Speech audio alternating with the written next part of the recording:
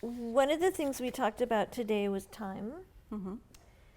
And time is obviously an element of a photographic process that can be very regulated or very loose in flow. And you said some really interesting things today about the relationship for you both materially and personally between time and language. Correct. And I would love for everyone else to hear, to start there. Okay. Well, we were talking about the element of time in my work, yes, which is, first of all, I still use film. And so, of course, film takes time.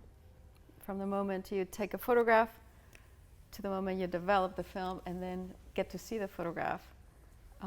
Sometimes the time from the moment you took the photograph and what you remember to what actually happens, there's a whole gap in there, and it's sort of like a different language. So I sort of started to do this process by pure chance, in the sense that I had a baby in San Francisco and moved to Santa Monica when she was a month old, and I didn't know anybody, and so it was a very lonely time. I would put her in the pram and we would walk to the beach, and while she slept I would take a photograph. I would open my camera and I would just record the time of starting time and the end time, the weather. I was trying to learn about the tide because I was born in Mexico City, so I had no idea about the tide or the ocean. And had you given yourself any parameters about the beginning and the end of that time span? it was, well, she woke up. That was my end time. Ah, okay. Because So how long could this span of time be? it could be from 15 minutes to an hour. Wow, okay. And so I would just close the camera, because she hardly cries, but when she cries, so she would just go, wow, and I would just put everything back in the pram and walk back home. And were you using your medium format? I was using a medium format pinhole camera. And so, because it's a pinhole camera, it's a first camera really, so it's a box with a tiny hole. And so it's very unpredictable, and I use very slow film. And so it would take a long time, and sometimes the photographs are right and sometimes they're not. But so I started to think a lot about motherhood and being in another place, being in another country with a different culture, different language. And so that was sort of mimicking my feelings of it. And when the roll was done, I would send it out to have it printed or developed, printed, and I would get little tiny photographs, prints. And so I would put them all on a wall, and the times when she was asleep at home and I couldn't go out or anything, I started to rephotograph those prints on the wall. And were they upside down, or did the lab correct them? No, they corrected them, Okay. so they were fine. But I would rephotograph them regardless of how the light was hitting them, because that was part of also the accidents. Like, life is that way. I didn't want a correct light, and then I would send them back, and I would get them back, and I started to do that 11 times, and I did 11 randomly because she was born in 11/11. And so I did that 11 times. So you sequentially photographed each iteration. Yes. How much did they change? Well, a lot, partly because parts of it sometimes were completely darkened. Sometimes they were like completely blown out, depending on the light and the time of the day, and over again. And then I started to think about how, and translating, well, when you speak, I was born and raised in Mexico City, and when I moved here, I was telling you today that I had a recurrent dream when I lived in Mexico for 20 years almost. And when I moved to 15, when I moved here and my brain sort of made the switch and you start to dream in English, that dream never came back. And so I started to do a lot of research on language and memories and dreams, and I also started to think about how memories, our brain chooses, for lack of a better word, something to remember and things to forget. I did a lot of research with my mentors during grad school were neuroscientists, and a philosopher who writes a lot about art and perception. And so I started to think a lot about that. Primarily at UC Berkeley, right? Yes. And so to me, my process is sort of akin to remembering and forgetting, because you know, every time we even tell a story, we add things to it and we leave things out. And it changes all the time, but it's the same basically. As you photographed each iteration, what did that feel like? And did you find yourself looking for certain things in the image? Did you find were you forcing yourself to let go? Like, what was that like? And so at first it was just really desperation, because I was so lonely and I had, you know, I didn't know anybody. So it was just my baby, my partner, of course, and me, but if he were working in the day, I was alone. And so it was just wanting to make work. And so I would just it was just an exercise I was giving myself to do it. When I started to get them back, I was so grateful when it would come in the post, and I would open my package. And then I started to get really excited, because I would see some things that I had no idea it was going to be that way. And so then I started to be more mindful. However, I really liked the idea of the accident. It was also because in photography, I mean, I trained as an undergrad. I went to school, and my main mentors were Larry Sultan and Chris Johnson. And Chris Johnson is to this day, he is the father of fine art printing, black and white in the darkroom. So he's written the book that every university uses. And so I was trained to make a perfect photograph. Right, and make it yourself. Yes. So there was also that aspect that you really weren't. Exactly, I couldn't do it. Yeah, you couldn't do it. Because I was nursing my baby, and so I couldn't go into the darkroom and use the chemicals and all that. So it was an interesting time, but it led me to this body of work, and it led me to reading a lot about how language gets processed, and how the role of language in personal memories and collective histories. Were you writing about, like, how else was language coming into play? Well, I started to go to the library, because that was another place where I would go, and looking for any research that had been done. That's when I found out that there's very little to this day done on language and dreams and memories. And I don't know why I was telling you today that I've always had this fear, obsessive fear, that one day I will go, Right. I You'll will lose my memory, and I won't be able to speak either language. And so it's one of those things. And well, the one thing I did learn through the neuroscientists with whom I was working is that language, now they know, it makes a groove on our brain. And so, for instance, babies who are born in China and are adopted at birth and are taken to French Canada, for instance, they did a research with them because they never heard Chinese again. And then when they're in their 20s, they are plugged to a computer and they listen to Chinese, and a part of their brain lights up, and they can see that there's a physical groove on their brain, which means language makes a groove in our brain. They don't know exactly what it means, but they know that it's a marking, that it's genetic. So, like when you're first hearing it, or just it becomes genetic. So yes, and so for people who are of many different like immigrants, particularly to another country, even if they don't speak the language of their original place of birth, or of their parents or grandparents, they have something in their brain. That totally happened to my dad. And he was one of the first people born here, and he's Greek. And he always spoke English kind of haltingly, kind of slowly. And I just thought that was who he was. But the first time we went to Greece together, all of a sudden, this Greek just is pouring out of him at lightning speed. It was so bizarre. It was really, really strange. And he didn't even notice, Wow. Yeah. Yes, it's a very interesting, I find it fascinating. So, because I'm a visual person, I wanted to sort of make work that is akin to that. process in our brain and Yeah. language and memories and how we form memories, why we forget some things, and language. Yes, Was your daughter, right? mm-hmm. Oh yeah, now I remember her picture. She's stunning. Was your daughter watching this process? Like, was she Yes, aware, and did yes. she remember this? Did Yes. she- Well, she says she remember. Of course, we go back to that. How much of it is actual memories, and how much is because I tell her about it, and then she Right. sees the photographs. So some things she says she remembers, which I find hard to believe. Of course, I don't know because she was a baby. Mhm. But just like that memory I have of Right. myself. Would you?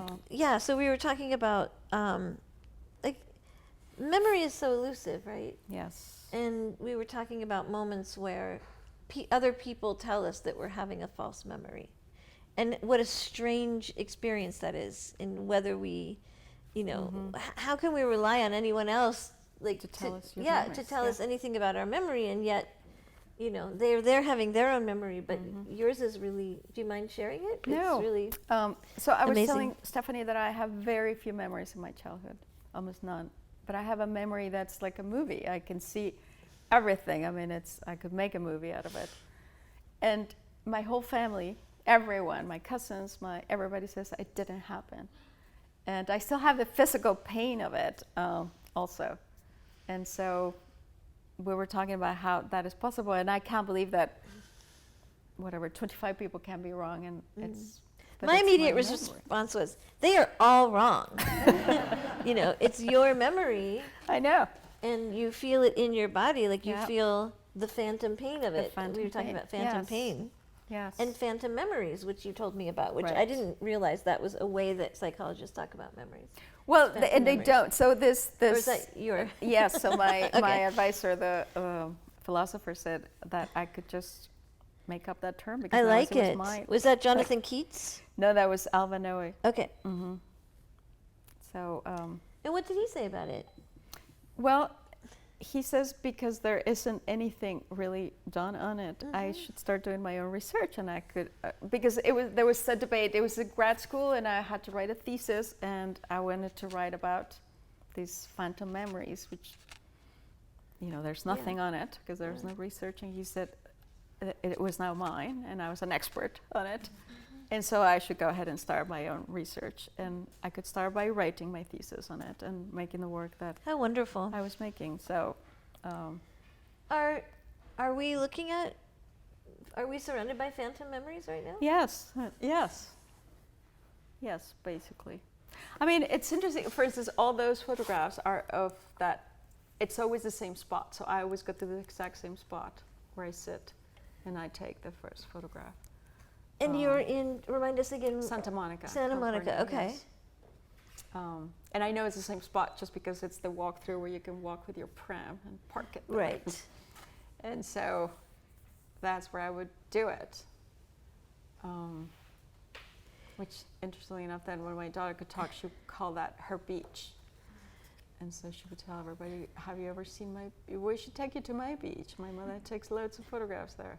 But And will you tell us a bit about how these are constructed, how these are made? yes, so it starts with one pinhole photograph, and it's usually a long exposure. Then I print it, then I rephotograph it, and then I print it, and I rephotograph it. So these are part of 11. that sequence in that series that you were just Yes. describing. But I continue to do it Okay. to this day. So, And have the rules changed at all? well, the only rule that changed is that the last iteration, which is these ones that you're seeing, I I crumble my paper before I print it. So Okay. when it's under the enlarger, because it's such thick paper, it's moving, right? And so And that's what we're seeing. We can still see the creases. exactly. And Oh. so that's why they're all one of. Oh, I wish Fabiola was here. I know. You guys should be talking. I know. And so they're wow. unique images because. And what compelled you to do that? Well, I started to do that. I was traveling a lot from LA to San Francisco. It was a place where I could have a dark room in San Francisco. And so one time I bought this new type of paper, a small package, 5x7, and in many of my travels, and I would always have loads of bags with me. When I got to the darkroom, I realized that I had folded, the package had folded, so it was damaged. It was creased. Yes. Yeah, already. And for any photographer, you would think that that's just not what you rubbish. You can't use it. But I thought, well, I'll use it for test prints or something. But so I took one out, I used it for a test print, and I loved the creases on it. And so I thought, well, maybe I should just do more of it. Yeah. And it was also at the time when I started doing those, it's when Trump had just won. And the world felt very uncertain to me. Being Mexican with an Arab name, it was not a good thing. Yes. And so I started to feel for the first time, like I was sharing today, that what my grandmother might have felt. I mean, it doesn't even compare, but it was one of those things where the first time I did not want to reveal where I'm from, or and I thought, this is awful. And so it sort of, it felt very, not having, a horizon line, or it kind of felt that way. Like you don't feel like you have a horizon line because life is so uncertain and anything could happen. And then I just kept going. I mean, at first I was just making them small, and then I kept on trying bigger, and now I'm making mural prints that way, which is very problematic. Yes, I mean, it's, I don't know if anybody's ever been, so it's in complete darkness when you're doing murals and you have to tape them, or not tape them, you use huge magnets for the paper because it's so heavy, and so I have to first fold it up, and my exposures, because my last negative is so dense, and my exposures are very long, which is part of what I like also. That's the so time interesting, passing. But when it's at that scale, then my exposures are sometimes of an hour and a half. Wow. So going back to, not feeling safe necessarily because of the political situation here, and thinking a lot about cultural, landscape is culture before it's just landscape, and think about who has the right to land. And partly because my students always ask me, how come most of the photographers who are landscape photographers are men? Like, because they have access to, and mostly white men, access to the land, the rights to it. And it's not safe for me to go at dawn or at dusk on my own to photograph. And it's just a reality. So that was part of also copying landscapes that are like, I have a series of copying landscapes that are male photographer landscapes and reclaiming them in a way. The landscapes themselves or the photographs? Well, both. Okay. Because I do the same process. So I re-photograph them, I reprint them until they're an original copy. So when is a copy an original? That whole idea of and then printing on fabric also felt like, fabric. Well, studying textiles in Mexico, one of my summers I went back home to Mexico, and I did a workshop with women who do embroidery and unthreading. I also learned about the practice of unthreading, which is a dyeing which is what you're doing craft. in these. Yes. So the history of unthreading came from Flanders to Spain to Mexico. And Mexico is the only country that still does it, and it's a dyeing thing, and it's just a decorative thing. But the whole history is apparently that women were mostly in charge of doing all the clothing and isn't all it the part textiles. of the lace making history too? Well, it's a very specific history that women would embroider messages to one another, and they were either political or love letters to one another, and so they would get caught because inside or inside or just on the side. I mean, there were bed spreads or whatever it was, clothing, but they would travel, and that's how they would communicate with one another. So they started to get in trouble, and so then the woman who would embroider the message, the one will receive it, read it, and cut out that piece, but then they would also get caught because that piece was missing. So apparently one of them decided when she received it, read it, and unthreaded that part. So they were still they were still there, and then started to do it in other areas to make it a decorative thing. Wow. And that's the history of it. Scatter the code. Yes, but it's amazing to me that, you know, they didn't It's just like say astonishing. stop, but they continue to do it, and they figure out of ways to get around it. And it's sort of the history of right, the unheard voices and the Right. cultures that have not had a voice, and It the also seems history. that like there's a bizarre and interesting association with your photographic process there Right. that I don't And quite so- understand yet, but I Well, I can also feel, when I started to do it, which is a very tedious because and you needed to talk to time-consuming. yourself, Yes. right? Yes, I Yeah. think so. Yes, and so, I mean, it's a little bit of, you know, it's a phantom memory to me because it's there yet it's not. So, the threads are there, but not the whole thing is there. And for the women who were unthreading and learning how to unthread, to have to erase I these know. precious memories, like these messages. Exactly. That's such a terrible It's feeling yes, to know that you will have to remember it. exactly. And the whole idea. I mean, I lived in after I graduated from art school in San Francisco. I went to Barcelona for a year, and I did a lot of research on the pact of forgetting that the country of Spain did, which to me is just. After Franco? Yes, after Franco, the country as a whole made a pact of forgetting. So from today on, we're not going to remember anything that happened. So all of your husbands, sons, and people who disappeared and we tortured and killed, we'll never speak of them. We'll move forward from now on. That doesn't sound very psychologically healthy. No, of course not. And so now there's a huge movement to revert that and find the bodies. When did that happen? I'd never heard of in that. the late 70s. Wow. I have a fascination for Xerox copies. I love Xerox. And so I have a lot of them, and sometimes I hang them in my studio and I make them really big and they fall because, you know, if it's hot or cold, the tape just makes them fall. And so I photograph them the way they fall. And so I re-photographed this one. I mean, a lot of them, but this one is. And so I don't even know where it is, actually. Do you know where that found photograph was? I mean, what the geography of that location? No. No, I don't. Can we go back to Avantika's question or statement and go back to the unthreading? Mm-hmm. How do you decide which part of the image you're going to unthread? Yeah. I think it's a very organic way for me to do it. I look at the image and I just. I mean, I'm not a good writer. I'm not a writer at all, but I write. Mm-hmm. So I write a lot, and I have all these notebooks filled over and over. So I always have a Xerox copy of the photograph, and I have it on my little notebook. Yeah. And then sometimes I erase it. I mean, I cover it with first pencil or. Okay. So there's a kind of drawing process that happens before. But I would never call myself a drawer or a writer, but I do. Okay. It's part of my process. Yes. Yes.